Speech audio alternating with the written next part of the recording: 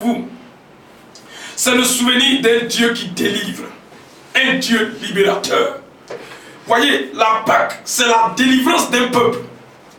Et nous devons savoir que le Dieu que nous adorons est un Dieu qui est puissant et qui est capable de nous libérer de toute forme d'esclavage, de toute forme de captivité, de toute forme d'oppression, de toute forme de maladie, de toute forme de malédiction. Notre Dieu a la capacité de nous sortir d'affaires.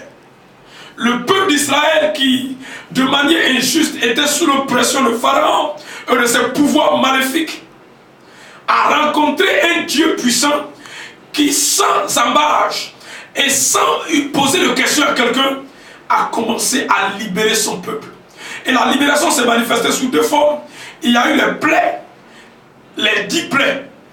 Et je voudrais dire à tout le monde que quand on fait la Pâque, on doit savoir que notre Dieu est sur le point de châtier notre ennemi pour nous libérer. Parce que la Pâque nous présente un Dieu châtieur de Pharaon et de son peuple. Dieu a dit qu'il va juger le peuple d'Égypte. Donc le jugement est venu d'abord par les 10 plaies. Je voudrais même parler de la première plaie introductive, qui était l'avalement des serpents de Pharaon. Dieu a commencé à ridiculiser Pharaon, parce que Pharaon croyait à sa magie et à sa puissance. Le monde d'aujourd'hui croit à la puissance de la technologie, la puissance médicale, la puissance de l'aviation, la puissance de l'armement. Et beaucoup de gens ne croient plus à la puissance de Dieu. Mais je veux ici dire qu'il n'y a pas de puissance qui peut s'égaler à la puissance de Dieu. Pharaon croyait à son mysticisme et à sa puissance. Mais ces serpents ont été ridiculisés par Moïse avec un seul serpent. Le serpent de Moïse a avalé tous les serpents de Pharaon. Notre Dieu est capable de détruire toute l'arsenal diabolique que Satan a. Satan n'est rien devant la puissance de Dieu. Si nous avons une foi ferme, comme Moïse l'a eu, tout ce que le diable possède sera arrêté, parce que la Bible dit, résistez-le avec une foi ferme. Dieu a commencé par châtier le peuple d'Égypte.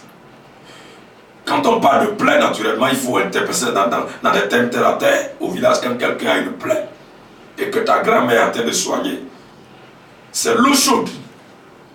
Et il met sur ta plaie et tu cries. Ça veut dire que tu sens les douleurs. La modernisation a envoyé l'alcool pour désinfecter la plaie. Avant, c'est l'eau chaude. Maintenant, c'est l'alcool. L'alcool a aussi le même effet. Donc, les plaies étaient des châtiments infligés à Pharaon et à son peuple. Le premier châtiment que je veux citer, c'est que notre Dieu, dans sa grandeur,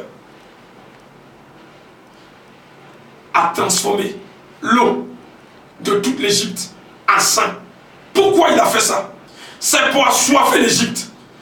Que Dieu assoiffe ton ennemi au nom de Jésus-Christ. Il n'aura plus le temps de boire. Tout ce qu'il boit sera du sang. Je prie que ton ennemi commence à avoir des problèmes. La deuxième plaie,